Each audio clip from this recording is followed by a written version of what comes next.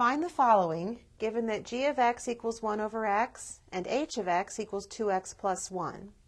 We need to find the domain of g over h. Now let's first find what g over h of x looks like. It will be g of x over or divided by h of x, which if we substitute, we get 1 over x, that's g of x, over h of x is 2x plus 1. Now, we're going to be able to put any number in here, and when we're looking for the domain, we can substitute any number in here except those which will cause us to divide by 0.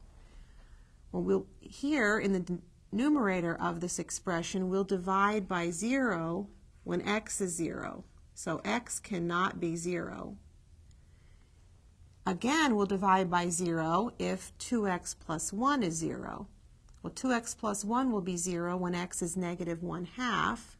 So because of this statement, x cannot be negative 1/2.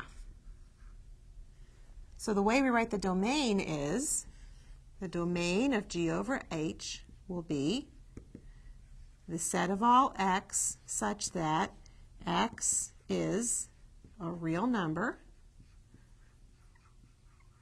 That means we can use all real numbers except these two numbers. So x is a real number and x does not equal 0 and x does not equal negative 1/2.